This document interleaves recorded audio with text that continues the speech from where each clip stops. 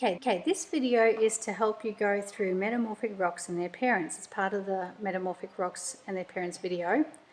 And this is an extension to that for people who have time to go through and do some tests on these metamorphic rocks. And we're going to use the Mohs test kit here. Okay, so when you open it up, these are the components you need, as well as the instruction sheet. Okay, so I'm just going to move them down here and get you to have a look at these rocks. So as you go through these rocks in the video, it'll say, have a look at these rocks and their parents. So the very first one we got here is limestone, and it's the parent of marble. Okay, so that's those two there. Marble is usually formed through contact metamorphism. Okay, you can notice it's not foliated, it doesn't have those streaks in it, but it does have lots of little crystals, and basically it's a cooked version of limestone. Now, when rocks are turned into metamorphic rocks, one of the big things is they change their hardness. And the heat and the pressure increase their hardness. That's what we've taught you. Well, I want you to test that out using this kit here. Okay? I want you to test the hardness of the limestone and compare it to the hardness of the marble. See if there is really a difference. Okay?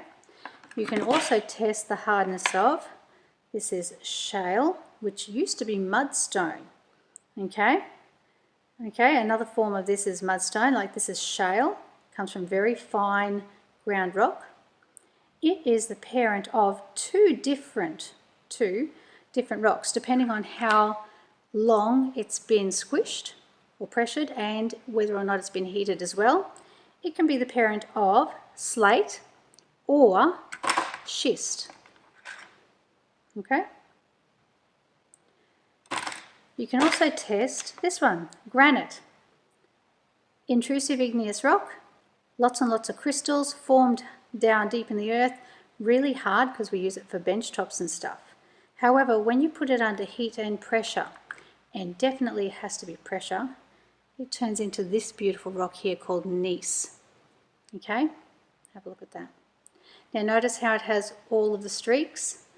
That tells me that this rock was formed not just by cooking it, as in contact metamorphism, it was also formed at least with some large amounts of pressure.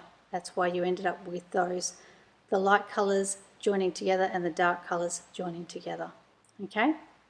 So there was pressure involved in making that rock. Now the last one here is sandstone, which we have all around the Glasshouse Mountains.